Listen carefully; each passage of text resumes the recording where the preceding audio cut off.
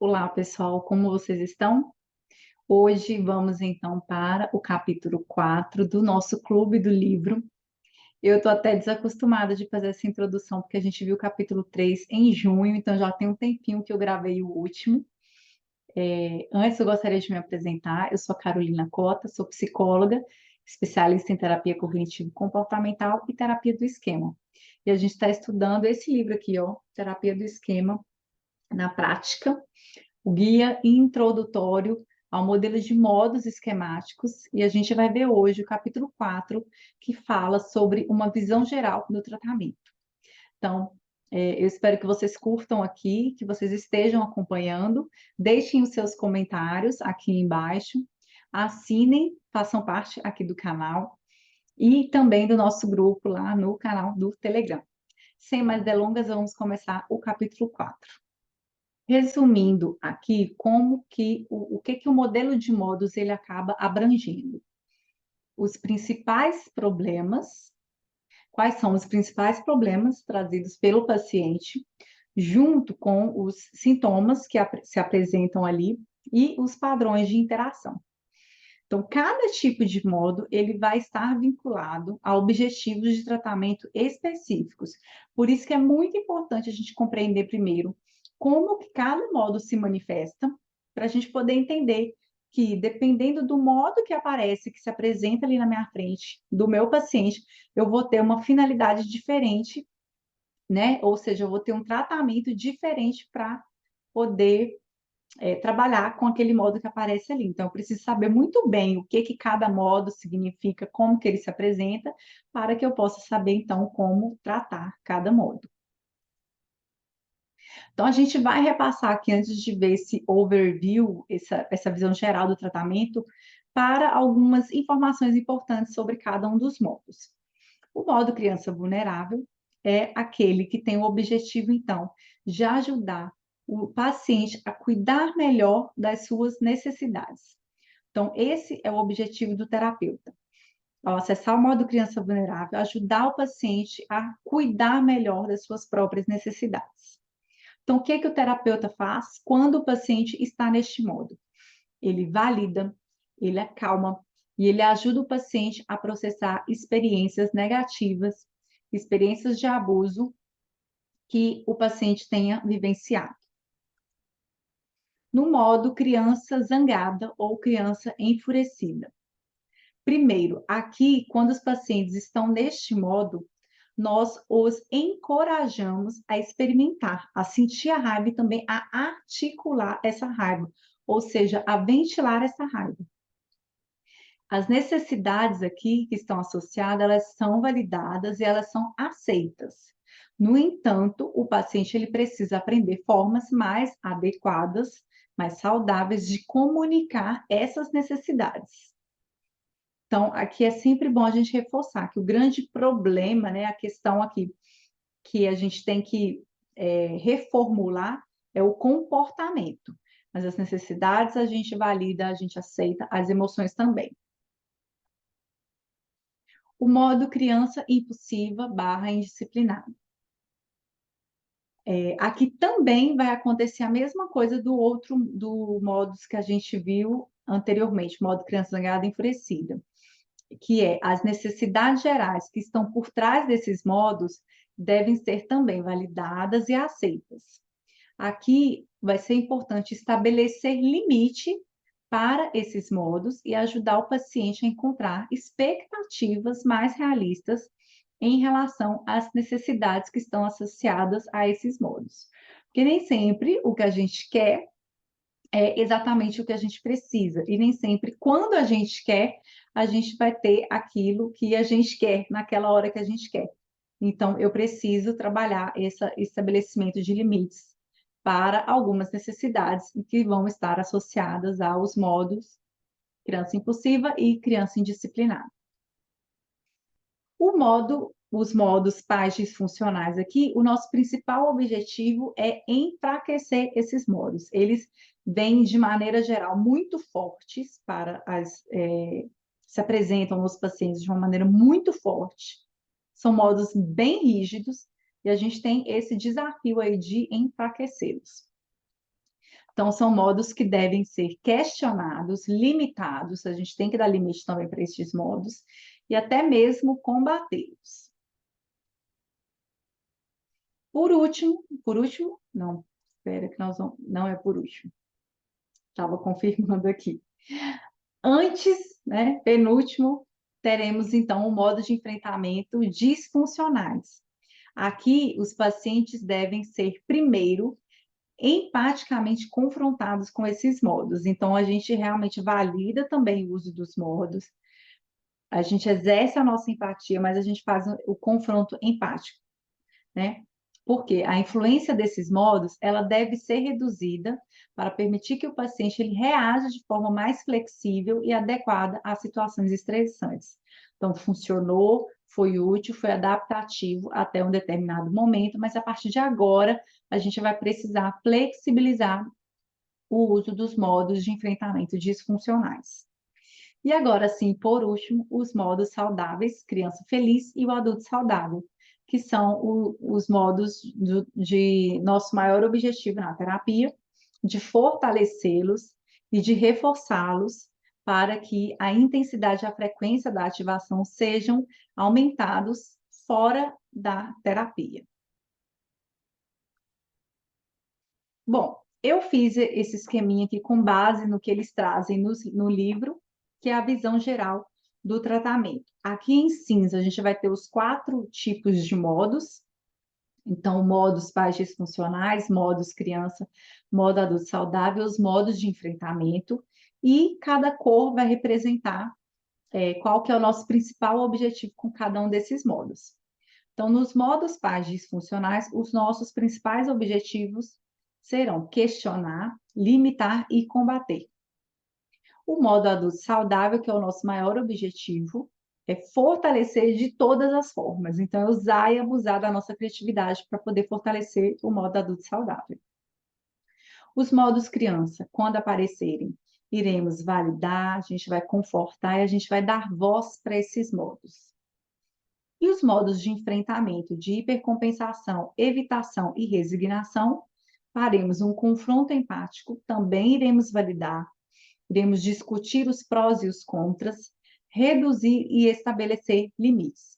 De maneira geral, esses daqui que são os objetivos do tratamento de cada manifestação desses modos ao longo da terapia.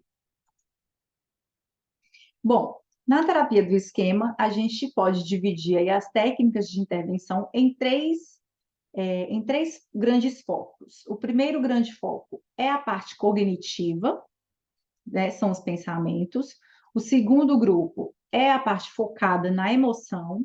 E o terceiro, pela via comportamental. E tem um quarto que coloca aqui no comentário, se você está assistindo agora, se você já sabe qual que é o quarto, qual que é a quarta técnica de intervenção, coloca aqui embaixo para você me falar que você acertou antes de chegar no final, porque eu vou revelar, não está aqui não, mas a gente vai entrar nessa quarta técnica de intervenção. E eles não colocam aqui. E é muito interessante isso. Se eu não me engano, gente, o livro ele é de 2012, 2013. Hoje isso já está muito mais bem consolidado, essa quarta técnica de intervenção. Se você não sabe, fica aqui comigo até o final, que vocês vão ficar sabendo.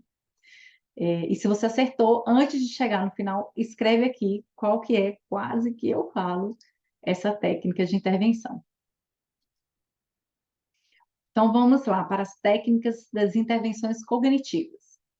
O que vai ser o nosso principal objetivo trabalhando dentro deste polo cognitivo?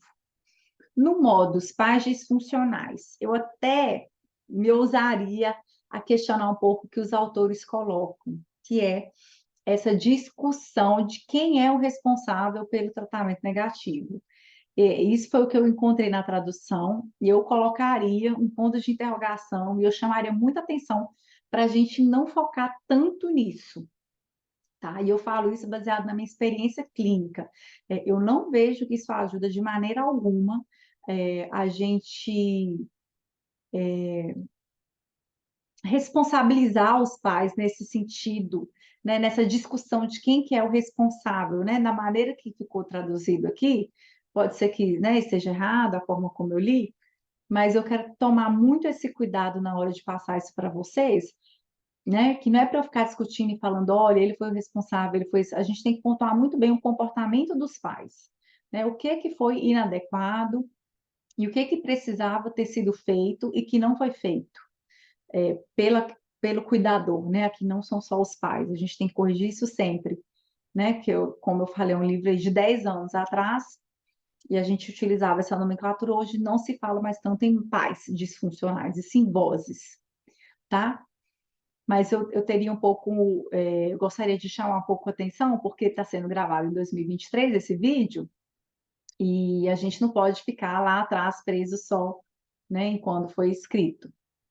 Mas aqui é a gente pensar nos prós e nos contras, né, de cada modo, que é esse polo cognitivo, o que que me ajudou e o que que me atrapalha de cada um desses modos.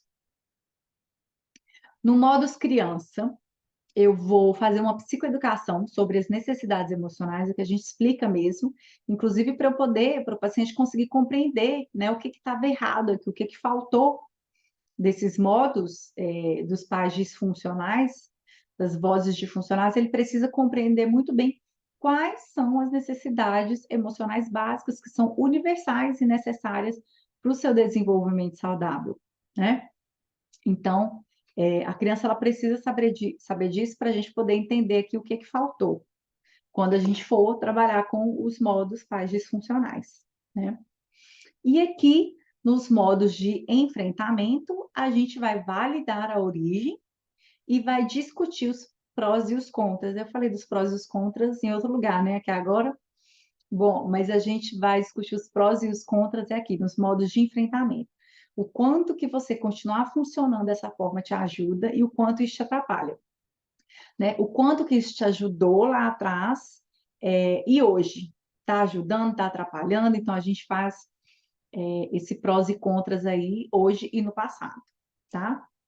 E o modo adulto saudável, a gente trabalha aqui com a reestruturação cognitiva, que é para poder desenvolver cognições mais adequadas.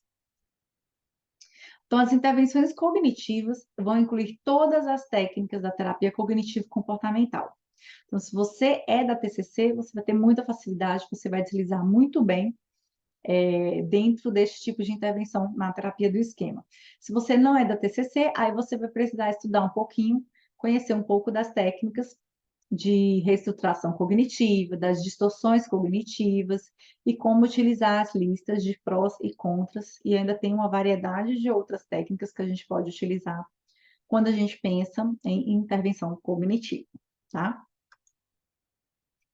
Bom, então, nos modos criança, como eu falei anteriormente, a psicoeducação sobre as necessidades básicas dos seres humanos.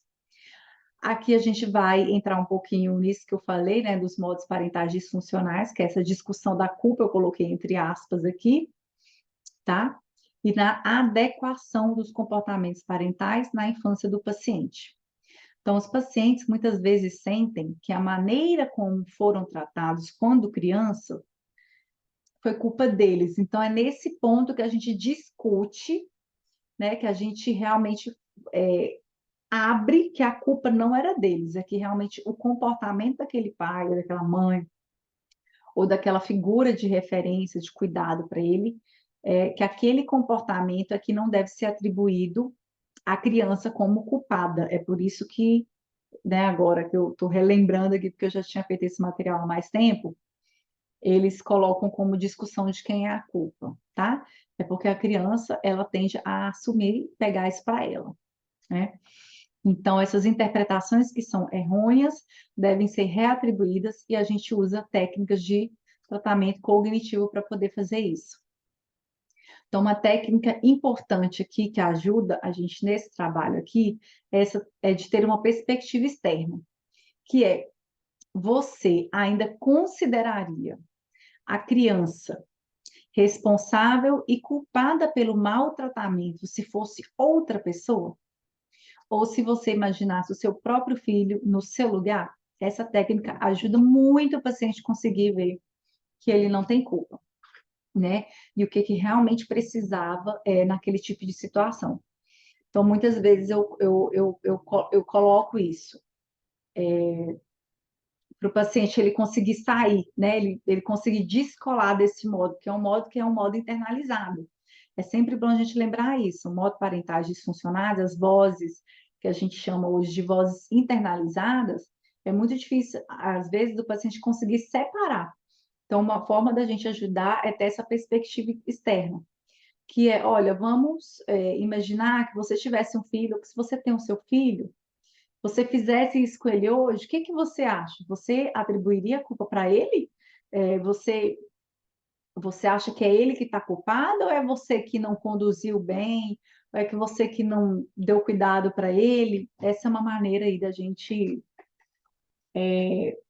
conseguir adotar uma perspectiva externa, tá?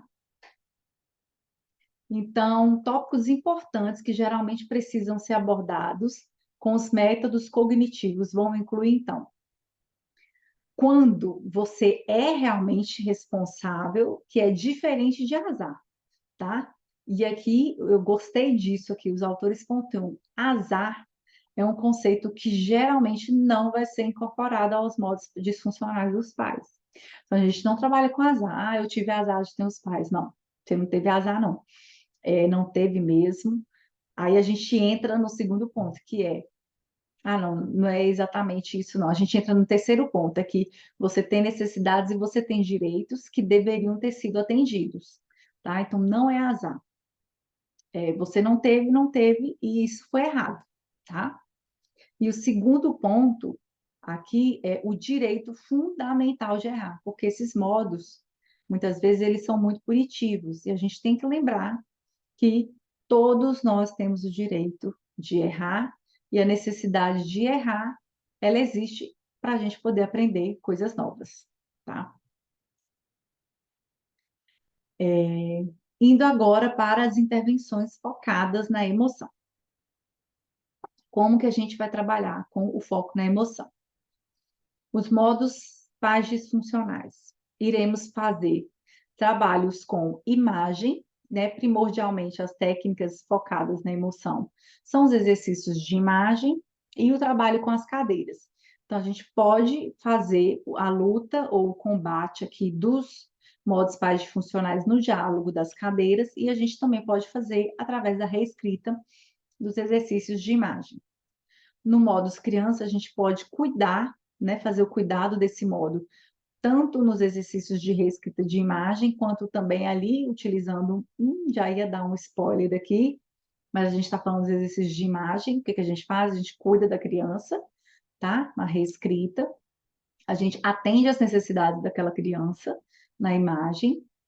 Nos modos de enfrentamento, a gente vai confrontar, a gente vai explorar e a gente define limites também aqui no diálogo das cadeiras. E o modo adulto saudável, a gente usa o próprio terapeuta como modelo.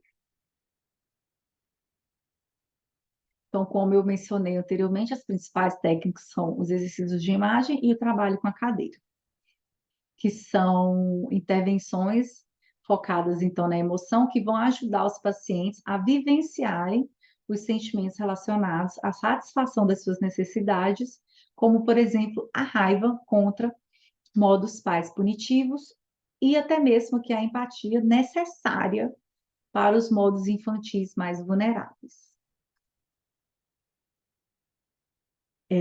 Vamos para o terceiro tópico aqui de intervenções, que é na parte comportamental. O que que a gente vai fazer no modos pais disfuncionais?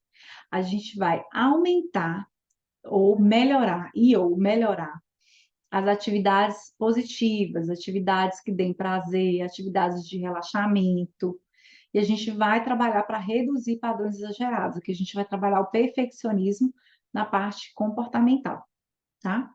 Nos modos criança, trabalhar a assertividade da comunicação nas relações, para que o paciente consiga estabelecer relacionamentos interpessoais mais saudáveis. Então, muitas vezes aqui entra o treinamento de habilidades na parte comportamental. E na parte do modos de enfrentamento, a gente vai estabelecer padrões de interação saudável também com treinamento de habilidades sociais, tá? Porque muitas vezes o modo, né, principalmente quando a gente fala do modo criança zangada, o modo criança impulsiva, ela tem que aprender também algumas habilidades sociais, tá? E a gente vai usar aqui em ambos, essa parte comportamental, tanto no modo criança quanto nos modos de enfrentamento. E o modo adulto saudável é aquele incentivo, né, do paciente realmente ficar mais tempo neste modo, e aqui eles não falavam muito, gente, mas toda vez que a gente lê modo adulto saudável, hoje a gente pode pensar também no modo criança feliz. É sempre estimular, ficar mais tempo, cultivar, perguntar como que você acessa esse modo, e a gente estimular a ficar mais tempo neste modo. E por último, se você acertou, se você escreveu aqui embaixo que a quarta técnica de intervenção é a relação terapêutica, você acertou. Porque é a relação terapêutica também, é uma técnica, né? É tanto uma forma de intervenção, quanto também o estilo do terapeuta, do esquema, a reparação limitada, que vai ser foco aí também de intervenção. No modus, então, pais disfuncionais. A nossa principal forma de intervir vai ser protegendo o paciente deste modo. Então, muitas vezes a gente vai ter que atacar, né? Atacar no seguinte sentido: este modo aparecer na sessão, eu vou intervir, vou falar, não, você aqui de novo, não, pode parar de falar. Tem pacientes que eu brinco muito, eu falo, não, psh, parou, parou, parou, não fala mais nada, não quero ouvir você falar, quando eles entram nesse modo. Então, é necessário, né, em alguns momentos, a gente ser bem firme. Falar, não, não quero ouvir, né, assim, pode parar de falar, que é nesse sentido, né, de proteger, de trazer essa proteção. O modus criança, a gente vai validar e a gente vai oferecer proximidade e conforto. A gente vai usar muita relação terapêutica para poder fazer isso, né? Quando o paciente se apresentar neste modo. Os modos de enfrentamento, a gente vai fazer o confronto empático e a gente vai validar também, a gente valida toda vez que esse modo ele está vigente, que tem a ver com esse confronto empático, né? Entender por que que ele está ali, mas também visar e reduzir a ansiedade e definir limites, se for necessário, e muitas vezes é necessário. Então, assim, eu entendo que você funcione dessa forma, eu entendo você querer fazer isso desse jeito, mas, né, a gente vai precisar colocar alguns limites, a gente vai precisar adotar novas estratégias. E aí, muitas vezes, a gente usa a própria relação terapêutica, algo que, né, quando ele coloca aqui a relação terapêutica, é porque eu vou utilizar algo ali da minha relação com o meu paciente, e que pode estar, né, que aparece na relação, na terapia, e que muito provavelmente acontece lá fora também. Então, às vezes, o paciente, quando está faltando muito, ou chega atrasado, eu posso colocar isso para ele: olha, eu entendo que possa ser um protetor desligado e que você esteja um pouco mais resistente à terapia, por isso você está chegando atrasado, por isso você vem 2 sessões e você falta uma, né? E pode ser que isso lá fora funcione, você consiga levar os seus compromissos, mas aqui dentro, né, para a terapia funcionar, eu vou precisar que você esteja comprometido com o seu processo, que você frequente as sessões, que você esteja presente.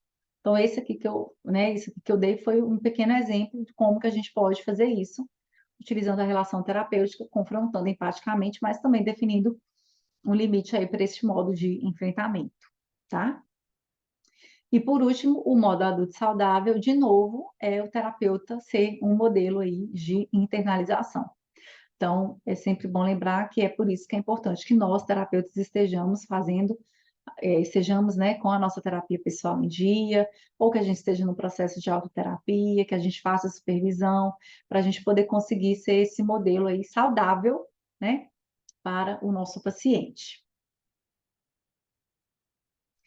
Então, a reparação limitada na relação terapêutica significa que o terapeuta ele é caloroso e que ele cuida do paciente. No entanto, o terapeuta também deve estabelecer limites para os comportamentos disfuncionais do paciente, assim como os pais saudáveis fariam com seus filhos, né?